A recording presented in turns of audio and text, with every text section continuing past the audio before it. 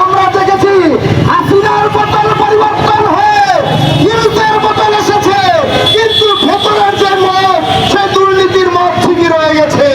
আমরা বোতল পরিবর্তন করব, মদও পরিবর্তন করব। অনেকদিন আগে আপনারা জানেন যে অভিযোগ করে গিয়েছিল, সেই অভিযোগের ব্যাপারে এখনো সুরাহা হয়নি। এই ব্যাপারে আমরা এই দুর্নীতির আখড়ায় আমরা কোনো তৎপরতা দেখছি না, আমরা তৎপরতা দেখছি। আমরা বসে থাকতে থাকতেও আমরা দেখছি বিভিন্ন জায়গায় আওয়ামী লীগ এবং তাদের তুষার মিছিল করে দুঃসাহস করে। আমরা স্মরণ করে দিতে চাই, আমরা হচ্ছি তারা যাদেরকে খুলিয়েছে একটা বলতে বাধ্য হয়েছিল যে স্যার একটা গুলি করি একটাই মরে, বাকি একটা তার পিছনে যায় না।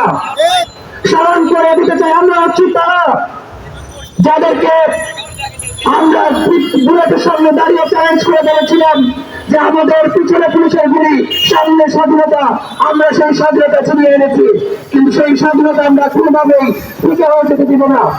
ইন্টারিম সরকার সহ আওয়ামী লীগ দূষণ আছে, সবাইকে সতর্ক করে বলে দিতে চাই, যদি কোনোভাবে আওয়ামী লীগকে পুনর্বাসন করার কোন ধরনের দুঃসাহস করা হয়, কোন ধরনের ষড়যন্ত্র করা হয়, সেটা আমাদের রক্তের উপর দিয়েই করতে হবে। আমরা বেঁচে থাকতে নয়, আওয়ামী লীগের রাজনীতি আমরা বাংলাদেশে ফিরতে দেব না, দেব না, দেব না। এই চ্যালেঞ্জকে সামনে রেখে ইন্টারিম সরকারকে অনুরোধ রাখবো যে আপনাদের কিছু কি হয়েছে, আপনাদের ঘরে কোন ভোট চেপে বসেছে, সেই ভোটের কারণে আপনারা এখনো পর্যন্ত জুলাইয়ের রক্তের উপর দিয়ে সরকারে যাওয়ার পরে আওয়ামী লীগ নিষিদ্ধ করার ব্যাপারে কোনো ধরনের দৃশ্যমান পদক্ষেপ নিচ্ছেন না। আপনারা সেই প্রত্যাহারের ব্যবস্থা করেন, আমাদের সামনে স্পষ্ট করেন কেন আপনারা আওয়ামী লীগের ব্যাপারে নিষিদ্ধ ব্যাপারে পদক্ষেপ নিচ্ছেন না। যদি আপনারা পদক্ষেপ না নেন, আমরা এই বেশি সময় নেব না, আপনাদেরকে রাস্তার প্রত্যেকটি মোড়ে মোড়ে জাতীয় আন্দোলনের ছবি হিসেবে টানিয়ে রাখবে।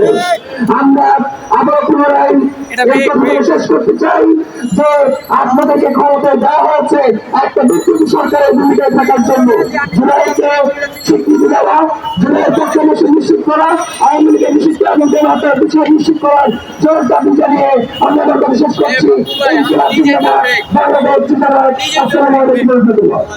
আসলটা কই, আসলটা কই, আসলটা কই? এ পর্যায়ে বক্তব্য দেওয়ার জন্য অনুরোধ জানাবো সাধারণ আলেম সমাজ থেকে। আসল পাপ্পু কই? দিল্লি। আসসালামু আলাইকুম।